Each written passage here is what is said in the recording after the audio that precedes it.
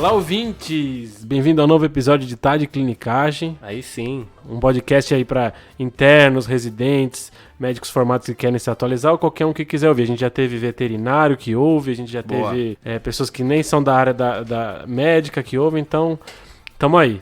Então aqui quem fala é o Frederico Amorim. Aqui é o Pedro Magno. Eu sou o João Mendes. Eu sou o Rafael Coelho. Só para lembrar que a gente tá no Instagram também, é só curtir a gente no @tadeclinicagem, a gente tem post quase diário sobre notícias da clínica médica. Por último, eu queria lembrar vocês que tudo que a gente discute aqui é para educação médica, então nada disso idealmente é para ser usado como conselho médico. Se você tiver alguma dúvida médica, aí procura o seu médico e foi isso. Boa, Fred. Beleza? Foi Show. bem, né? Então, como eu tô começando o episódio, é porque é um caso clínico que eu vou narrar. Esse é o 23º episódio nosso. Primeiro caso do ano. Isso. Do novo ano. Formato mais divertido que tem, que é o de caso clínico. Boa.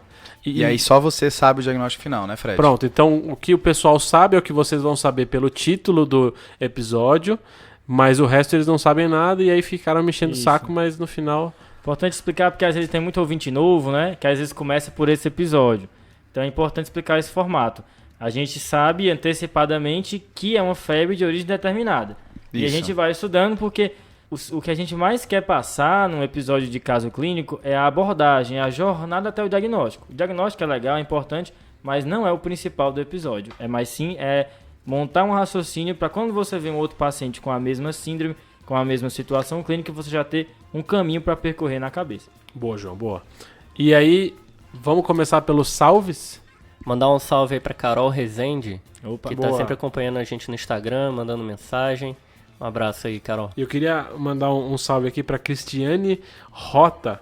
Ela mandou uma mensagem pra gente que quando ela ouve, o filho adolescente dela ouve junto e curte também. Então, Esse é um o salve top, pra hein? ela. Eu ainda não sei Top. se isso é bom ou é ruim, né? Se a gente não tá... Má influência. Meus pêsames.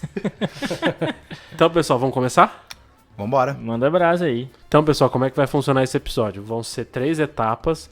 Então, a primeira etapa é uma paciente que já vem com exame físico, exames laboratoriais.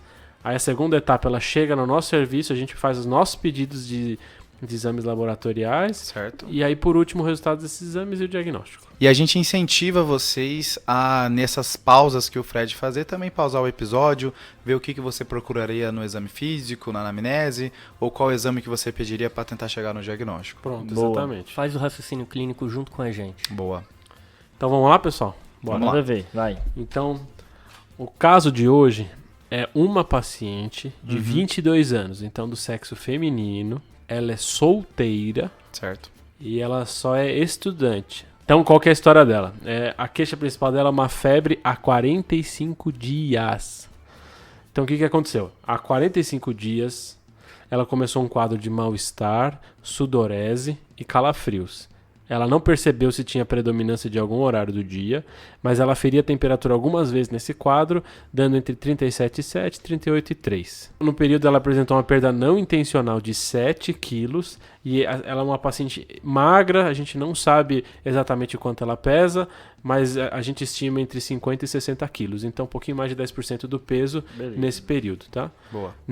Então ela não teve mialgia associada, e aí começa aqueles negas, né? Então ela não teve coriza, não teve tosse, não teve odinofagia, dor para urinar, incômodo para urinar, falta de ar, diarreia, náusea, vômito ou constipação. Parece que não tinha nada mais. Certo. Nesse período, ela foi avaliada diversas vezes em pronto-socorro, e aí chegou a tomar alguns antibióticos, chegou a tomar corticoide algumas vezes, mas ela falou que quando usou o corticoide teve uma melhora parcial, SIC, foi ela que disse. Os antibióticos, a princípio, não apresentou melhora. Ela não lembra o nome desses antibióticos. Ok. Isso foi internada, Fred? Isso não foi internada. Aí, há 3 meses, ela apresentou um quadro de olho vermelho.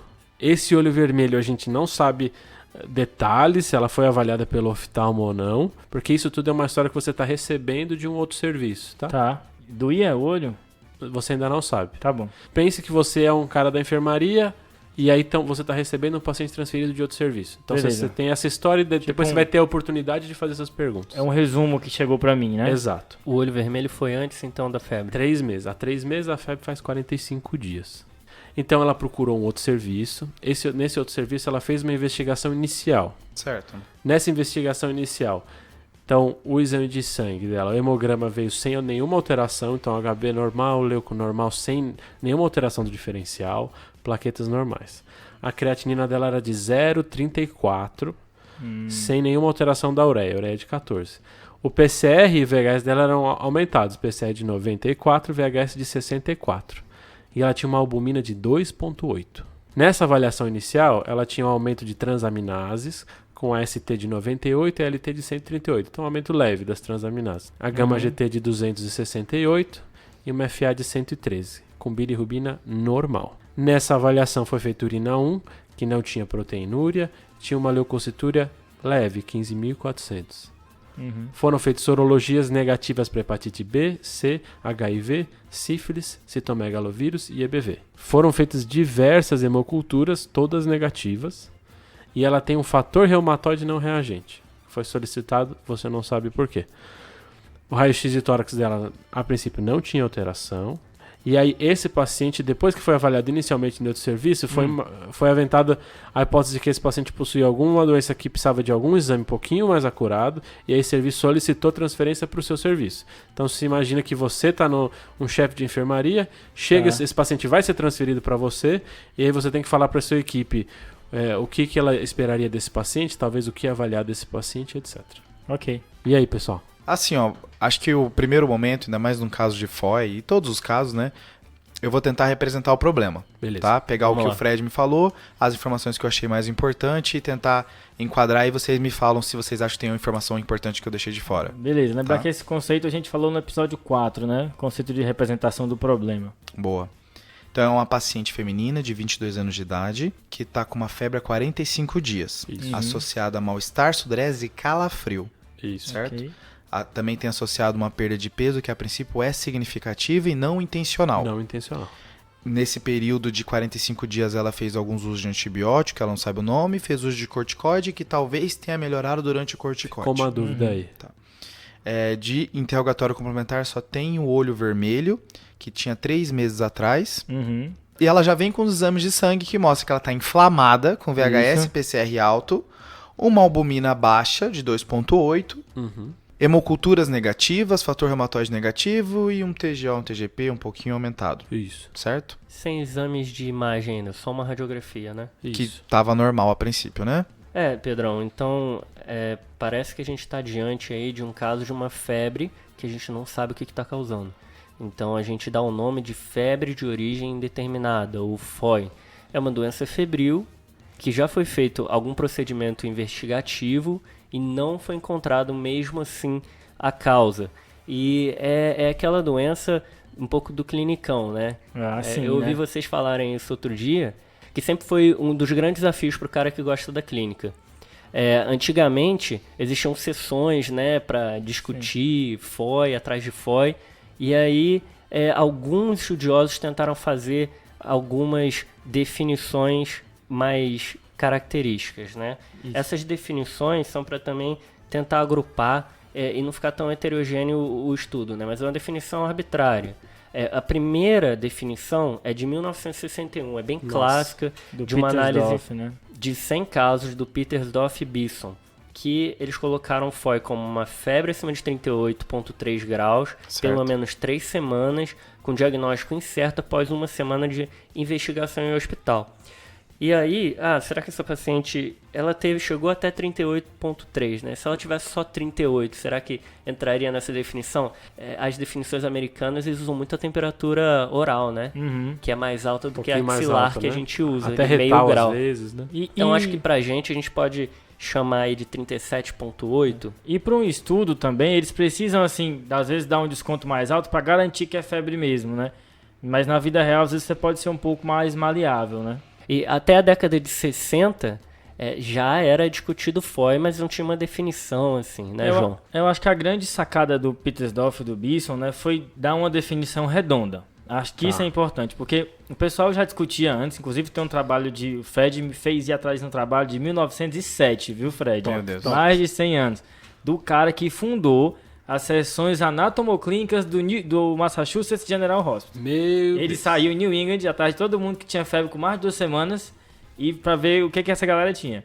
E ele encontrou muita salmonelose nessa época, sífilis e tuberculose, né? E aí o Pitersdorf com o Bisson arredondaram isso no assim, a grande sacada é dizer que isso é uma síndrome, entendeu? Que uma febre que passa de tanto tempo, que eu já investiguei, é uma síndrome. Então, porque eu pegar e identificar uma FOI, aí eu consigo montar uma abordagem mais ou menos que sistemática toda vez que eu me vejo diante disso.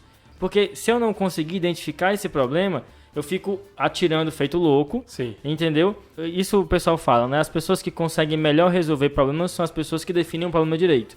Então, acho que o que o Pitersdorf muito acrescentou junto com o Bisson foi isso, é dizer, arredondar esse conceito do que é uma FOI. Eu acho legal que naquela época, né, eles usavam um mecanismo de feedback, então assim, você reavaliar o seu caso pela necrópsia muito, né? Sim. Porque os pacientes morriam muito. Então, o Osler, por exemplo, os pacientes morriam, ele fazia muito isso. Ia para a autópsia e aprendia com a autópsia. Nossa, isso é top, autópsia, né? né? A gente tem uma oportunidade muito boa, que além da autópsia, que vários serviços do Brasil utilizam bastante, né? Cara, e às Menos vezes do que a gente gostaria, né? Às vezes que eu fui numa reunião dessas, eu nunca me arrependi, é sempre top. Cara, é esse muito reunião. massa. E hoje em dia a gente tem um prontuário eletrônico. A gente Sim. tem que Isso. entrar, olhar aquele paciente que a gente viu nas semanas anteriores e ver o que deu, porque senão a gente não aprende. A gente tem que olhar o que deu, se funcionou o exame que você pediu, o que você prescreveu, para ter esse feedback, que é uma das características mais importantes de você apurar os seus conhecimentos clínicos. É porque aí vem aquele médico que fala assim, ó, eu fiz isso, sempre deu certo. Mas você nunca viu depois de dias, semanas, se Isso, realmente deu isso, certo, né? Isso, exatamente. Nada adianta eu ver 10 casos e não refletir, né? Então a prática Sim. reflexiva é que molda o grande médico, né? Esse trabalho do Pitersdorf é legal porque ele fala os 100 casos, cara. O estudo inteiro é ele falando. São 30 páginas, né? É Ele enorme. fala, esse caso aqui era um cara de tantos anos que fez isso e isso. Esse aqui é muito massa. Só que você vê que tem doenças que da época do Pitersdorf que hoje não iam virar FOI, né? Então FOI é uma coisa muito evolutiva, tem tendências. Pensando nessa evolução, esse quadro que o Rafael apontou de 1960, que era uma febre que está durando mais de 3 semanas, já foi investigado por 1 semana dentro do hospital, evoluiu também. Na década de 90, eles refizeram os critérios diagnósticos de FOI, Tá. que permanece com febre, que dura 3 semanas, e que agora ele permanece mesmo depois de 3 dias dentro do hospital, ou 3 visitas ambulatoriais. Isso. No conceito de que FOI também pode ser investigado num contexto ambulatorial, certo? Talvez até porque na época fosse difícil pedir alguns exames que Isso. não fosse um paciente internado. Com certeza. E que agora ambulatorialmente a gente consegue melhor, né? E a moral da história dessas definições é que o pessoal chama FOI o que não é FOI. O Certo. cara acabou de internar, não tem como dizer que é FOI, entendeu? Sim. Você precisa de uma leva inicial de exames, pelo menos, para poder dizer que é uma FOI, entendeu? E- Acho que esse é o conceito. Essa é sacada, né, João? E assim, esses exames, quais exames para você definir se é FOI ou não? Não tem consenso, né? Se o paciente está bem investigado ou não, né? Não Isso. existe consenso disso. E por que vocês estão fazendo essa definição? Parece que vocês estão falando só de nomes. Mas é porque você definindo bem FOI, eu posso usar isso na minha prática e aí consultar a literatura de FOI para aplicar no meu paciente, entendeu? E o que o pessoal do UpToDate fala é que você precisa ter uma história bem colhida, fazer um exame físico bem feito, e os exames que o autor do artigo do UpToDate cita como essenciais para ele considerar como FOI é o hemograma, culturas, bioquímica, incluindo função hepática, marcadores de lesão, sorologia de hepatite, se tiver alteração nesses exames, uma análise de urina e urocultura e radiografia do tórax. Existe uma coisa ainda nesse artigo da década de 90 que ele dividiu a FOI em 4 tipos. Legal. Ele pensa assim, FOI já é uma síndrome que ele pega um monte de doença, coloca no mesmo balaio e fala que é FOI, né? Tá. Mas ele tentou, não, vamos tentar entender mais ou menos que existem 4 perfis de paciente. Tá? Boa. Tem o perfil que é o geralzão, certo? Aham. Tem o perfil que é o paciente que tem FOI e HIV, Tá. certo? Que na época do Pitersdorf nem tinha o HIV, Boa. E tem a FOI do paciente neutropênico, Tá. que é certo? outra história. que é outra história. E tem a FOI do paciente hospitalizado. Que talvez é o que a gente mais vê hoje em dia, né? E você diz aquele paciente que começou a desenvolver a febre estando hospitalizado, é Estando isso? hospitalizado. Entendi. Que é aquele cara que tá na UTI, todo invadido, né? Começa aquelas febres estranhas que ninguém e sabe de aí- onde vem. A ideia é de que cada uma dessas categorias aí vão ter etiologias diferentes, né? E uma lista diferente. E um E podcast diferente Oh! também. Boa, boa. Puxando isso que vocês falaram aí, de que cada vez mais comum o paciente UTI fazendo febre, eu vi um artigo de opinião sobre isso de um cara de Nova York, chama Harold Horowitz. Ele fala sobre as definições clássicas e É tudo do New mais. England esse aí, né? É muito bom, né? Ele chama assim, febre de origem determinada ou febre de origens demais? de Assim, muitas origens, né? Muitas origens, too many origins. Ele fala que cada vez na prática dele, ele vê mais pacientes em UTI que já usaram antibiótico, já foram entubados, já tiveram acesso, tira acesso, bota acesso, escalona antibiótico, Úlcera sacral. úlcera sacral. Sabe? Então, assim, na cabeça dele, faz um processo como se fosse inflamatório, né? Talvez tenha várias causas para esse paciente estar tendo febre. Essa paciente, a princípio, não tem HIV, porque já foi pedido. Tá. Não tá neutropênica, porque o hemograma estava normal. Boa. E não estava hospitalizado quando começou a febre. Pronto. Então, a princípio, a gente vai falar da FOI clássica. Isso, Top. beleza. Boa. Depois a gente grava episódio sobre as outras FOI, né? E FOI cabe muito esse episódio aí. Das clássicas, eu acho que assim, como eu falei, é muitas causas.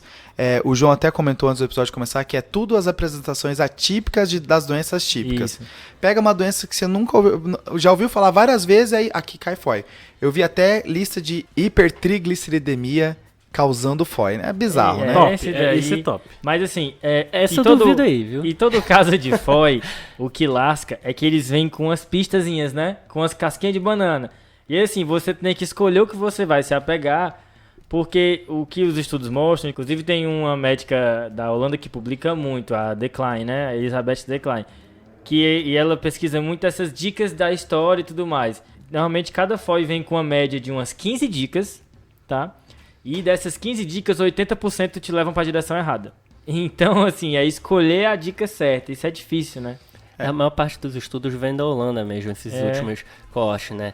E quase todos, desde 1960 até hoje, a gente consegue, eu acho que, dividir em 3 grandes blocos, que seriam as infecções, as doenças neoplásicas e as doenças autoimunes, reumatológicas, como você quiser chamar. Tem gente que chama de multissistêmica, em alguns Inflamatórias. artigos, inflamatórias. Inflamatórias não infecciosas, né? E ainda tem a miscelânea, né, Pedrão? Que seria um quarto. Isso. Das causas neoplásicas, as principais vão ser linfoma Tá, Top. e carcinoma de células renais, Legal. certo? beleza. Alguns locais colocam também as doenças mieloproliferativas como causa de febre. Beleza. Pedrão, a gente falou sobre essas causas de câncer que dão febre no episódio 17, dor lombar com febre. Boa. Isso. E o carcinoma de células renais, que hoje dificilmente vira FOI por conta da tomo, né? Exato. Antigamente não tinha tomo e virava FOI. No trabalho do Petersdorf tem o melanoma lá, viu? Acho que vale a pena marcar melanoma, que às vezes passa batido, melanoma acral, então tem que examinar a sola do pé e tudo mais. Ver unha, né? Isso. Das doenças infecciosas, tuberculose ganha bastante, né? Uhum. E aí, nesse caso, para ser uma tuberculose que não é feito diagnóstico rápido, a principal representante vai ser a TB miliar. Isso. Brucelose também ganha espaço. Abscessos também podem ganhar. Essas doenças virais que o Fred comentou que já estavam negativos, como as hepatites, citomegalovírus, Epstein-Barr, também são causas de FOI. Doenças virais que são mais comuns nas crianças, né? Quando a FOI do adulto não são tantas assim doenças virais. Os abscessos e as doenças intraabdominais, que no passado também viravam FOI mais facilmente, mas com o desenvolvimento dos exames de imagem, né, hoje dificilmente viram FOI também. Antes eles ficavam vendo critérios para indicar uma laparotomia exploradora, era Imagina. tipo isso. Meu Deus. Hoje não precisa mais dessa... Não, hoje o paciente ganha tomo primeiro do que ser analisada a unha dele. Você só acredita que ele não tem uma perna se tiver um tomo mostrando que não tem, né? Às vezes falta o frasquinho da hemocultura e a tomo tá funcionando, né? É complicado. Das doenças inflamatórias ou reumatológicas, autoimunes, as principais representantes que causam FOI vai ser doença de Still.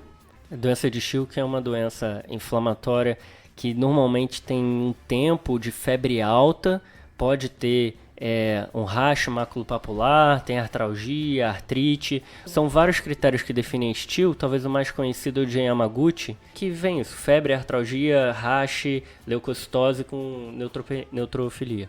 Eu acho que uma coisa interessante é faringite, que estilo faz, viu? É um critério menor de Isso Yamaguchi. é invocado. Bizarro, né? Então assim... Linfadenopatia, hepatospleno. Mas além do estilo, Pedrão?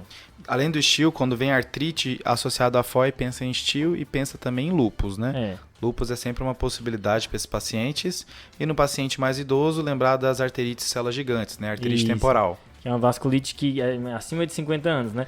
Até agora a gente tá nas coisas do clinicão, né? Opa! Tuberculose, lúpus, linfoma. Dormiu na sessão da clínica médica, apontaram o dedo pra você, chuta essas aí que a chance de acertar é alta. É verdade. Sobre arterite de célula gigante, tem um trabalho que, na verdade, foi uma análise de subgrupo de um trabalho grande sobre FOI, que viu que pacientes acima de 65 anos, 17% dos casos era arterite de célula gigante. Nossa. Mas aí o pessoal da geriatria não esquecer disso aí e lembrar, se for idoso, de palpar a artéria temporal, palpar os pulsos, né? Fazer uma avaliação vascular. Detalhes da anamnese, tipo claudicação de mandíbula, que é muito específico. Só vai saber se perguntar, né? Isso, vai saber. Tem essas coisas que... E esse é um sintoma muito específico, claudicação de mandíbula. Agora, só um detalhe sobre a arterite de células temporais é que depende da epidemiologia, né? Na Escandinávia tem bem mais que outros países, né? Então tem que ver onde foi feito. Dentro da miscelânea, aí tem um monte de coisa. Eu acho que as principais vão ser febre causada por drogas. Aí o tempo onde a droga foi introduzida vai contar bastante, né? Tireoidite subaguda. Esse é bom, hein? Esse é bom. Só uma parada também, pegadinha de tireoidite, é que eu já vi pacientes referir faringite, dor de garganta. Sim. E no final era uma tireoidite, porque ele bota, dói quando eu engulo. Uma cervicalgia, aqui. assim. Aí o pessoal na faringite toma aqui antibiótico e no final era tireoidite, então fica ligado. Palpa, acho que é linfonodo e a tireoide. Aí quando você vai palpar, exatamente, dói quando você palpa, às vezes confunde com linfonodo, então fica ligado nessa brincadeira aí. No contexto de tirotoxicose, febre é um dos critérios de gravidade para você falar que está em tempestade tirotóxica, né? Normalmente quando é um sintoma inespecífico, assim, né? Tipo, perdeu muito peso, tá com febre, sempre tem que pensar na tireoide, né? É verdade. É porque às vezes a gente lendo parece que é fácil diagnosticar, mas depois que você vê que a doença se desenvolveu, não, doutor, eu tive uma faringite, tive febre, dor de garganta. Aí você vai examinar, a paciente está hipotiroideia, aí fica difícil fazer a ligação. Mas às vezes essa faringite, dor de garganta com febre foi um hipertiroidismo com tiroidite e agora ela já está fazendo hipotiroidismo, entendeu? Às vezes toma antibiótico, né? Tudo para confundir. Você lê e parece que é fácil esse diagnóstico, mas quando você perde um diagnóstico desse e descobre que é um paciente que você já tinha examinado, tinha uma coisa dessa que você deixa passar, você... Opa. Não, gente, é um diagnóstico muito difícil, ainda mais tendo que fazer rápido que esse paciente parar no pronto-socorro, né? Exatamente. Não é no seu consultório que você tem mais tempo. E uma coisa que é meio assustadora quando a gente está lendo sobre FOI é ver como os pacientes que saem sem diagnóstico aumentaram, né? Exato. No trabalho do Petersdorf, eu acho que, se não me engano, são 7 pacientes sem diagnóstico. 6 tiveram melhora espontânea nos 2 primeiros meses, mas à medida em que você vai vendo as séries de casos mais recentes, aumenta o número de pessoas que saem sem diagnóstico, né? De 1961 era 9% e uma corte de 2007 mostrou 51%. Essa é da Holanda, né? É holandesa, exato. E teve uma coorte que acompanhou durante 5 anos, 199 pacientes, 30% não tinham diagnóstico na alta, e aí 12 casos tiveram diagnóstico depois, principalmente os primeiros 2 meses após a alta. Isso. E metade dos casos não teve mais sintomas logo depois da alta, então assim, metade melhorou. E a ideia é de quanto mais antiga foi, mais difícil você vai chegar no diagnóstico. A chance de ser um paciente que saia sem diagnóstico é maior. É engraçado que você falou isso. A gente estava vendo no ambulatório aqui recente uma paciente que está com febre há 7 anos. Um forte abraço, né? Aí o famoso é o basal dela. Quem nunca ouviu? Temperatura basal. Chega no plantão, né? Aí tem um cara saturando 70%, né? Aí você... E esse paciente aqui, galera, vocês não me passaram, não? Ah, não, esse é o basal dele. Se prepara que você vai entubar na madrugada. Ele não tá nem com falta de ar, nem tá dispenido. Não, esse é o basal dele. A gente até pediu pra botar uma venturizinha, meu amigo. Pode. Uma venturizinha. Eu acho que a ideia, assim, do paciente que tem FOI, que você não conseguiu diagnosticar, Pra você também não ficar tão angustiado, né? Aham. Porque desses 199, só 2 morreram por causas que eles associaram a FOI. Sim, sim. Então, assim, mesmo se você não conseguir diagnosticar, não vai ter um impacto tão grande prognóstico. É mais Só- difícil dar alta para um É. paciente e falar assim, ó, Com essa febre eu febre. não sei. Eu acho que o que ajuda muito nisso é você ser honesto desde o começo com o paciente, né? Você fala, olha, você tem uma febre, você tá com febre e tudo mais, abrir o jogo, falar, existe uma chance, a investigação dos casos como o do senhor é uma investigação que pode ser muito cansativa tanto para o senhor quanto para a equipe médica, e ainda existe uma chance, é importante que o senhor saiba disso, que no final a gente faça vários e vários exames e saia sem um resultado concreto. Então, se isso for falado desde o começo, te ajuda, né? É a mesma ideia da paliação, né? Você não deixa para paliar o cara quando ele já está perto do óbito, você já começa uma conversa lá no começo. E às vezes você é paciente idoso, né? Você vai fazer um eco transesofágico, às vezes um PET, às vezes não tem como pagar, né? Então isso tudo tem que entrar na consideração. Ele vai pedir ou não. Eu não sou um cara que gosta de ficar falando muito estatística pra paciente, que às vezes parece que você tá mais querendo confundir a cabeça dele, sabe? Quando você fica jogando estatística. Mas esse é um caso que eu gosto. Quando você fala que metade dos pacientes que tem febre, do jeito que o paciente tá tendo, sai do hospital sem diagnóstico, eu acho que dá uma sensação de conforto, assim, sabe? E na Holanda, né, Pedrão? Exato. E é importante falar porque, não sei se vai acontecer com esse caso, mas não é difícil durante a FOI a gente ter que tomar algumas decisões difíceis, no sentido de ter que invadir o paciente para dar o diagnóstico. Então, se você já deixar claro disso desde o começo, talvez fique mais tranquilo esse tipo de discussão. Se vai fazer biópsia hepática ou não, e aí vai, né? E nessa paciente de 22 anos de idade, que a gente já representou o problema, o que chamou a atenção de vocês? É uma FOI que tem algumas coisinhas, né? Primeiro, ela é previamente isso é uma coisa importante. Esse olho vermelho a gente tem que perguntar bem, porque será que foi a síndrome do olho vermelho? Também dá só um podcast só sobre isso, né? Será que foi uma uveíte? Será que foi uma esclerite, né? Então uma conjuntivite, então tudo isso vai entrar no diagnóstico diferencial. É importante então esclarecer se teve baixa acuidade visual, se teve dor ocular, dor à movimentação ocular, se o olho persiste vermelho, entendeu? Então tudo isso vai ter que ser avaliado. Talvez o olho vermelho aponte aí mais para as causas infecciosas ou reumatológicas, né? Uhum. Isso, lembrando também que algumas infecções podem fazer uveíte. Sífilis já foi excluído, a priori, mas tuberculose também pode fazer, uveíte, tudo isso daí. Ela tem uma perda de peso e uma albumina baixa, né? Isso chama a atenção. Não sei o que... Isso aí, quando apareceu, me deu uma emocionada aqui. De que tem uma doença aí há mais tempo, né? Porque para a albumina se alterar, isso, mas essa assim, doença não é de hoje. Ou é uma doença que tem um caráter inflamatório importante há mais tempo, ou é uma doença talvez que também esteja acometendo o intestino dessa paciente. Então, acho que ficou essa dúvida na minha cabeça. A PCR alta aí, no exame laboratorial, eu penso mais uma etiologia infecciosa. O PCR alta aponta para isso, né? Mas junto com a febre fala que é um quadro inflamatório, né? Sim. Algumas doenças inflamatórias não infecciosas não costumam aumentar tanto o PCR assim, que mas... tá quase em 100, né? Isso que você falou do PCR, é engraçado que eu fui pesquisar uma vez sobre como tentar diferenciar neoplasia, autoimune e infectológico pelo PCR. E o que eles deram de corte para infeccioso é acima de 350. O estudo eram vários relatos de casos de pacientes com doenças reumatológicas e neoplásicas com PCR maior que 100, mas que dificilmente algum desses ficava maior que 350. Mas além do PCR, Fredão, tem também o calafrio que pode ser uma dica boa, hein? Tem um artigo do American Journal of Medicine. Nossa, olha. Uau! December! Não, esse podcast aqui falou inglês é zoado, é automático. assim. Depois do chest. Esse artigo relata que quando tem calafrio, diminui muito a chance de ser uma causa reumatológica autoimune. Sim. Que aí prevalece as causas infecciosas e neoplásicas. Legal. Boa. Top.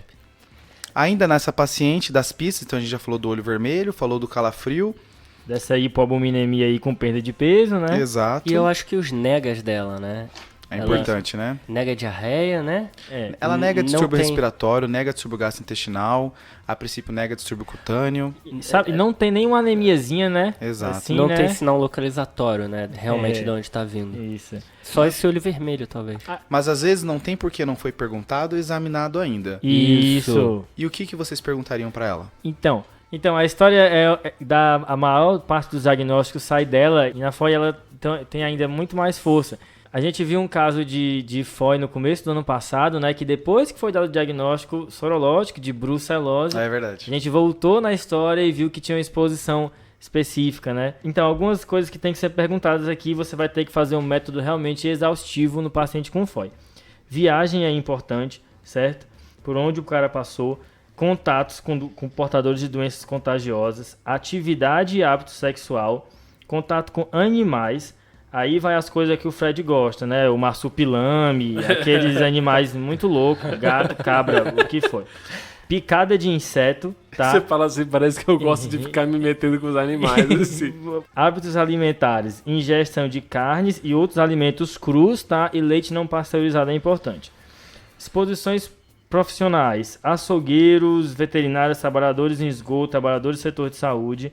Abuso de drogas, aí várias, né? E medicamentos também utilizados, é importante ressaltar. Doenças pregressas que o paciente teve, o que vale a pena? Ó, cirurgias prévias, valvopatias, pensando em endocardite, doenças dentárias, certo? Transfusões, acupuntura, pode ser exposição, tá? Eu já vi um caso de acupuntura que a agulha embolizou pro coração, tá? Revista Texana de Cardiologia. Como assim? Eu vou atrás desse relato. Por favor. Revista Texana de Cardiologia. Se já teve tuberculose, neoplasias prévias e outras doenças. E familiares, se tem doença na família, mas também se tem exposição a alguém na família com tuberculose, doenças hereditárias e colagenose. Do exame físico, eu só queria lembrar de duas coisas que às vezes a gente esquece, né? É primeiro olhar os dentes, tá? Porque abscesso dentário pode ser causa de FOI, então tem que fazer uma avaliação muito detalhada, assim, olhar dente por dente. Certo. Você vai olhar aí a garganta também, né, a faringe, mas enfim, que o dente a gente costuma esquecer, a gente olha a úvula lá atrás, nem olha pro dente.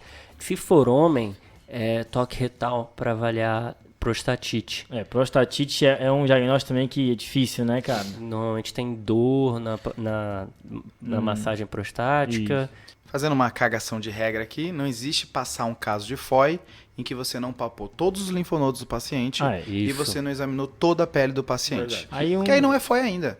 Exato. Pronto, isso. Acabou. Você tem que ter essa informação.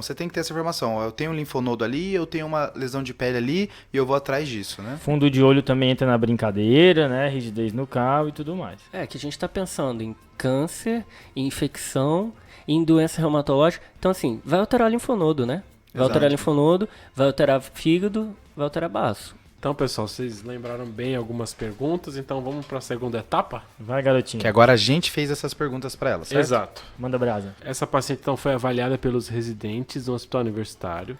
Das perguntas que vocês fizeram. Então, ela não teve viagens recentes nos últimos 2 anos, ela não viaja, ela é uma estudante de jornalismo. Bom. Ela faz ingesta de comidas cruas às vezes, gosta até de ir no japonês. Ok.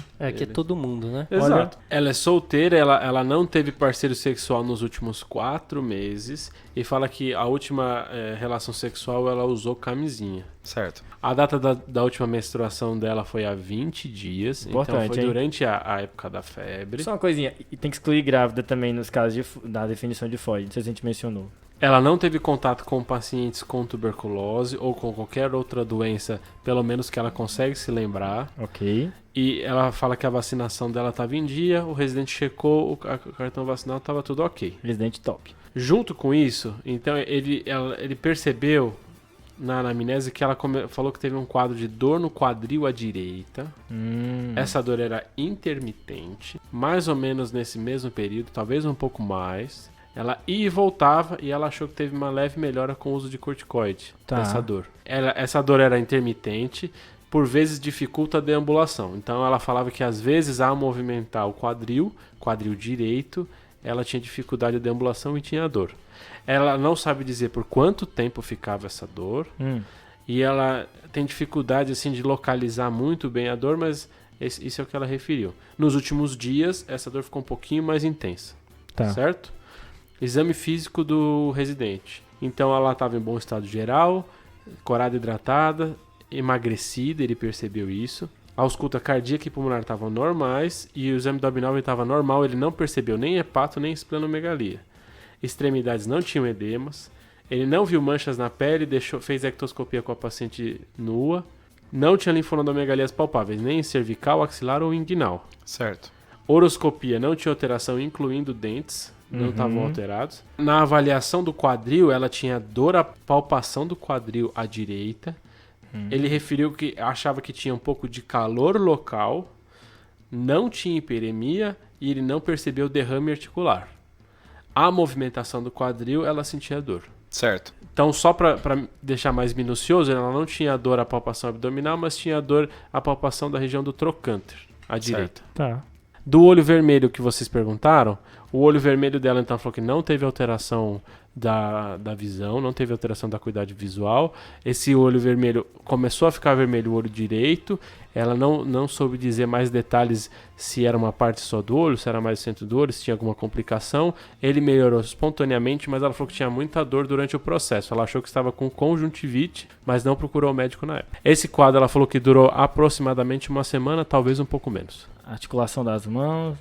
Todo o exame articular dela, com exceção do quadril, era normal. Então aí eu acho que a gente tem que juntar doença articular com olho vermelho, né? Quando eu junto doença articular com olho vermelho, eu lembro do gonococo, que pode causar, né? Isso. Artrite e conjuntivite, artrite reativa. De doenças reumatológicas, eu lembro muito da espondilite anquilosante, que dá o veite anterior e dá alteração em quadril também. Vale a pena abrir a gaveta das espondiloartropatias soronegativas, né? Ela tem uma artrite em quadril, com fator reumatoide negativo, um quadro que parece ser um uveíte, então isso direciona um pouco para a gaveta das espondiloartropatias soronegativas aqui nesse caso. E a gente tem 4 entidades importantes nesse grupo, Legal. né? Que são, no caso, a espondilite anquilosante, Legal. a artrite enteropática, que é uma artrite secundária às enteropatias inflamatórias, né? Crohn e retocolite. E também doença de Whipple, né? Pode entrar aí como enteropática? Isso, existe essa discussão também, né? Para ver a definição um pouco mais ampla. Existe a artrite psoriásica e existe a artrite reativa. São todas artrites que elas têm em comum nessas doenças? Elas têm fator reumatoide negativo, elas gostam do esqueleto axial, certo? Diferente da artrite reumatoide que gosta de articulação periférica, então esse quadril casa com isso.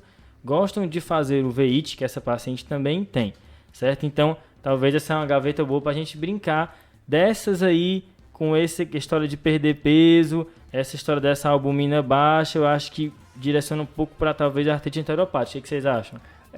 Lembrando que ela tem um PCR alto, para mim, né? Não sei se é um fator diferenciador, e tem os calafrios. O Pedrão trouxe essa informação interessante.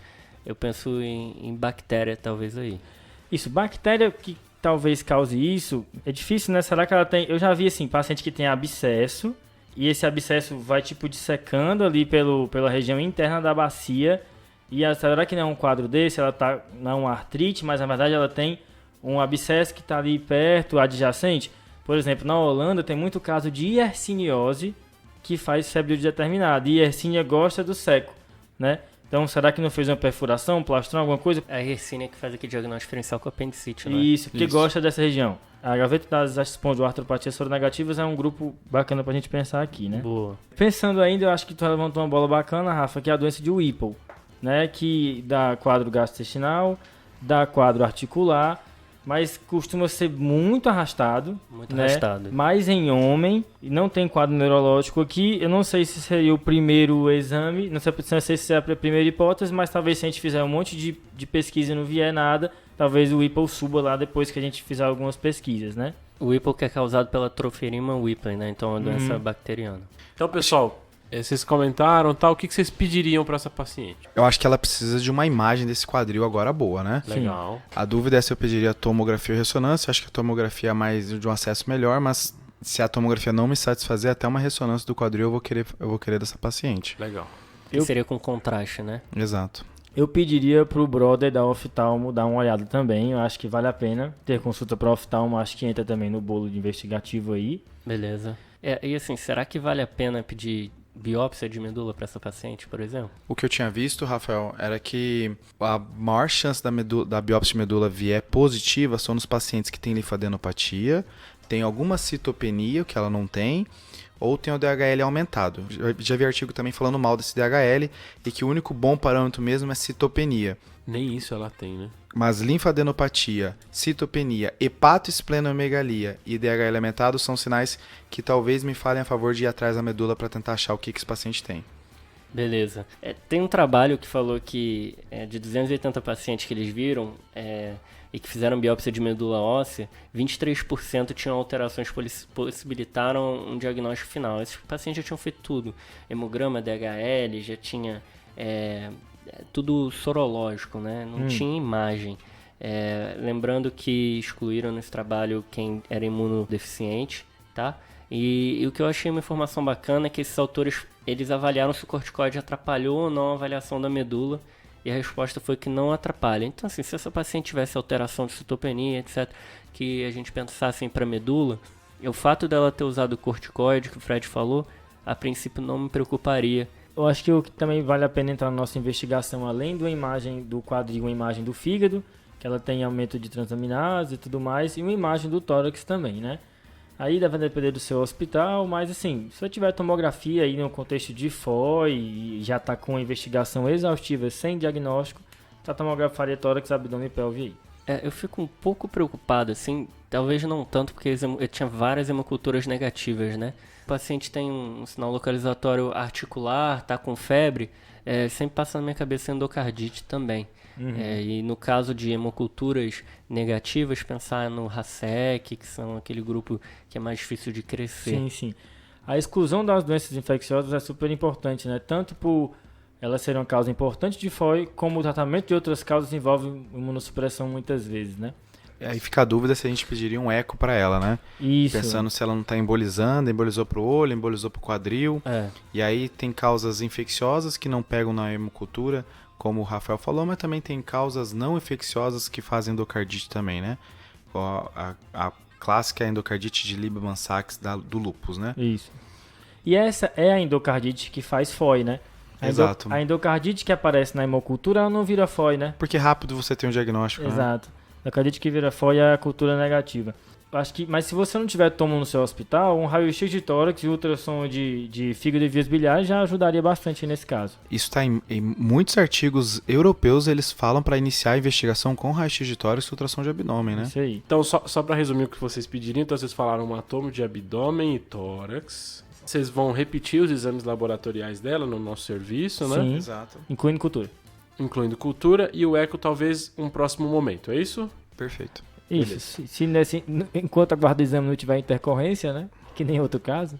Então vamos lá. O que saiu de exame laboratorial? Os exames laboratoriais eram semelhantes aos exames anteriores. Ela só começou uma leve anemia. 11,5, o VCM normal. A princípio é uma normo.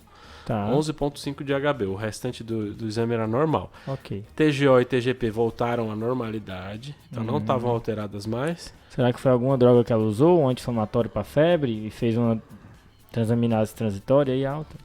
A FA e gama GT estavam em valores semelhantes ao que já estavam antes. E o PCR continuou aumentado, oscilando de 95, 96 até 100. Vocês repetiram as sorologias que também vieram negativas do seu serviço e o exame de urina continuou vindo normal. Tá.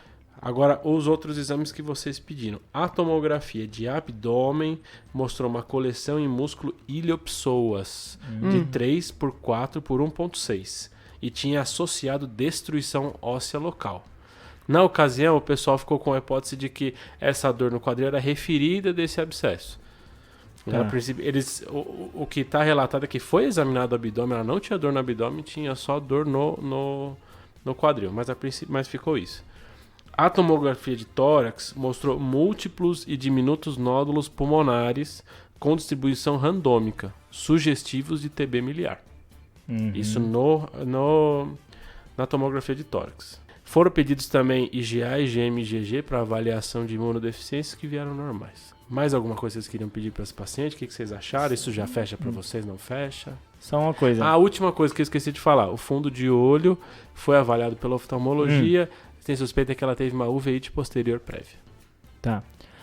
Só uma coisa que lá no Ceará já teve, que faz abscesso no corpo inteiro e que simula tuberculose, Mas com M? É Não. a Melioidose. melioidose, exatamente. Causa abscesso em tudo quanto é lugar. Teve lá na cidade de Tejuçuoca, onde tem a festa do bode. É Bucoldere? O que é isso? mesmo? Bucoldere é pseudomaleio. Puta. Causa abscesso em tudo quanto é buraco, cara. E simula tuberculose. Não sei se é o caso aí, até porque São Paulo e tudo mais, né? Mas só pra ficar na emoção.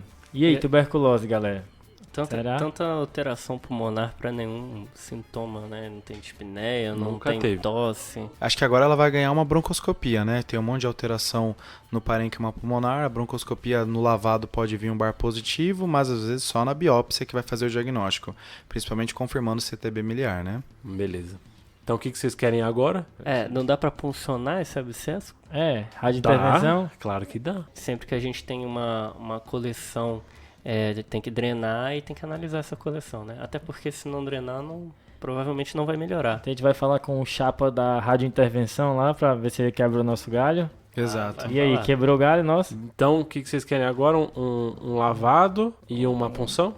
Isso. Função guiada da coleção no pessoas e uma broncoscopia com biópsia do pulmão. Beleza, foi isso mesmo que foi feito na época. E o lavado broncoalveolar veio com BAR positivo. Massa.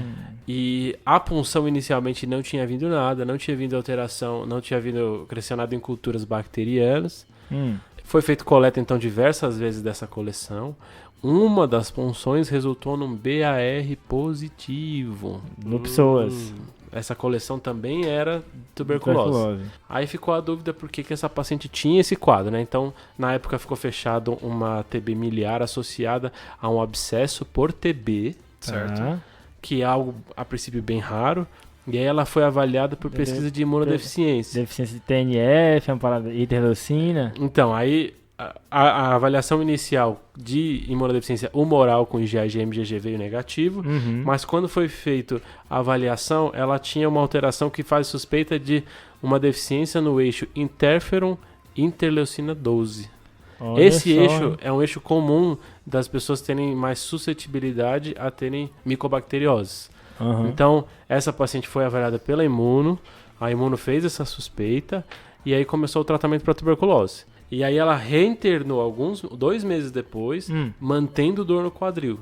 Foi solicitada a avaliação da ortopedia algumas vezes, que no início optou por não abordar, mas depois resolveu fazer. Isso, ela já tinha puncionado esse Já tinha funcionado. E veio tuberculose, nós sabemos isso aí. Aí depois, com o quadro da paciente não melhorando com o esquema de antimicrobiano oral, a ortopedia resolveu fazer a abordagem cirúrgica, fez a limpeza da região e aí ela saiu, a princípio, andando, sendo que ela não estava conseguindo deambular já há uns 2 meses. Putz. Essa paciente hoje em dia está em tratamento contínuo com isoniazida, porque pelo relato das consultas da imunologia, não tem relatos prévios de tratamento para esse tipo de condição. Então eles fizeram um esquema deles de manutenção de isoniazida pelo risco dessa paciente de progredir essa infecção. Legal. Então, interessante. diagnóstico final ficou TB miliar, mais coleção por TB, mais uveíte por TB. secundária a deficiência de... Interleucina 12 mais interferon. Então era tudo uma mesma coisa, né? Pegou pesado, hein, Fredão? Foi mal, pessoal. Mas era assim, era TB miliar. Não, sim, Eles iam sim. pegar. Eu acho tem que que- chegar até a TB. Isso, o resto é só um a mais Eu pra acho falar que pra vocês. é um plus a mais, né? É um plus a mais. TB nesses trabalhos antigos tá sempre no topo, né? do TB diagnóstico. tá no panteão. Então é que nem o João falou novamente. Então, assim, uma apresentação atípica de uma doença típica pra gente aqui Isso. do Brasil. Exato. E o americano, né, tem vários trabalhos que colocam o PPD como um dos exames para você considerar a FOI. Só que, na minha opinião, pra gente isso aí não serve, né? Porque lá o PPD das pessoas não vai dar reativo, mas aqui, né, meu Aqui amigo? o meu com certeza É. vai estourar meu braço. Eu também, se eu fizer o meu, cai meu braço. Uma coisa que vale a pena mencionar, né, desse final, eu acho. Se você seguir um raciocínio, você chega nesse diagnóstico, né? Pronto, isso.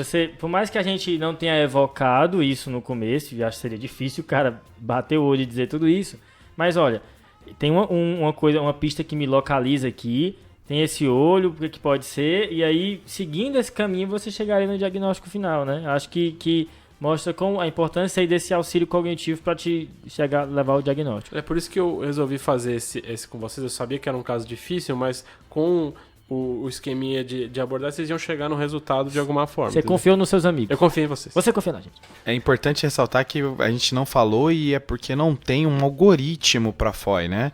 A gente não vai pedir exame, vai para um lado, vai para o outro. FOI é revirar o paciente, tentar achar a pista daquela FOI, ver se tem alguma coisa que chama atenção diferente e ir atrás. Não... Levar para a sessão clínica, discutir com os colegas, né? Chamar os cabeça branca do hospital. Foi assim, rapaz, já vi uns 3 casos desse, rapaz. E aí, normalmente, os cabeça branca ajudam muito, viu? Você tá quase lá, hein, João? Pensando na enorme quantidade de causas que podem fazer FOI, Mais de 200, né? eu quero saber qual foi o caso de febre de etiologia mais estranha que os nossos ouvintes já ouviram. Putz. Já viram, né?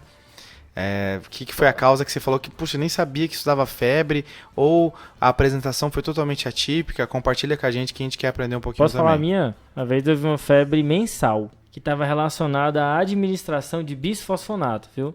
Então fica aí esse caso que foi capcioso. Isso é legal pensar nos idosos, né? Uhum. Eu tive um caso recente de uma paciente em esclerodermia. Ela fez uma infecção pulmonar, então, por exemplo, ela tinha um foco, etc. Melhorou o PCR, melhorou o quadro respiratório e aí manteve febre. 2 semanas de febre. E essa aí investiguei, a febre passou. E aí eu procurei, tem alguns relatos de pneumonia causar febres mais prolongadas, de até 21 dias. Caramba. Achei meio demais mesmo. Mas não sei se era isso ou se era uma coisa que eu não descobri, passou sozinho e foi... E o desafio da semana passada? O que ficou? O desafio da semana passada era qual situação que dava uma lesão pulmonar aguda, que é uma pneumonia lipoídica, né? Uhum. Que a gente estava falando de vaping na semana passada, que Isso. faz esse padrão de lesão. E qual que é a outra causa que dá esse padrão de lesão e que é comum em idosos? A resposta é óleo mineral, broncoaspiração por óleo mineral. Então, sempre lembrar disso. E é um caso, é um quadro grave, Dramático, né? É um quadro de realmente um desconforto respiratório agudo grave. Sempre lembrar nos idosos, principalmente que tem disfagia, não é proibido no idoso que é funcional, que não tem nenhuma disfagia, né? Mas aquele idoso que já tem um quadro demencial, então que já tem disfagia, Que tem um fator de risco para broncoaspiração, né? não prescrever óleo mineral. Boa. Principalmente porque tem outras alternativas, né? Tem outros vários. E tem algum desafio para agora?